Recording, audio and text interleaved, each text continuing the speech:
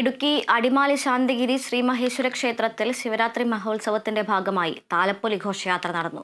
ഘോഷയാത്രയിൽ വിവിധ ദൃശ്യകലകളും വാദ്യമേളങ്ങളും അണിനിരന്നു.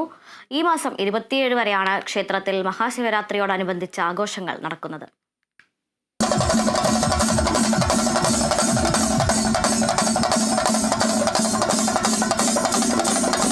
അടിമാലിക്ക് പൂരാവേശം നൽകി ശാന്തഗിരി ശ്രീ മഹേശ്വര ക്ഷേത്രത്തിൽ ശിവരാത്രി മഹോത്സവം 7 ദിവസം പിന്നിട്ടു.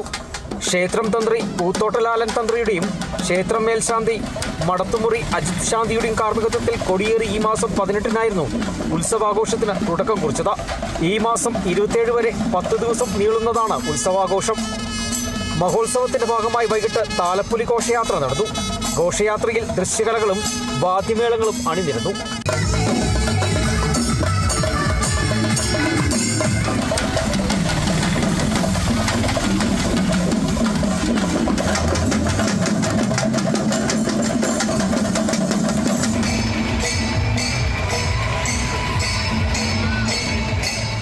ഉത്സവത്തോടനുബന്ധിച്ച് 10 ദിവസവും ക്ഷേത്രത്തിൽ പ്രത്യേക പൂജാ ചടങ്ങുകൾ നടക്കുന്നുണ്ട്.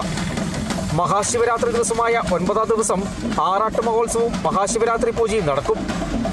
10-ാം ദിവസം പിതൃപൂജകളും ബലിതർപ്പണവും നടക്കും. ഉത്സവാഘോഷത്തിന്റെ ഭാഗമായി ക്ഷേത്രത്തിൽ എല്ലാ ദിവസവും അന്നദാനം ക്രമീകരിച്ചിട്ടുണ്ട്.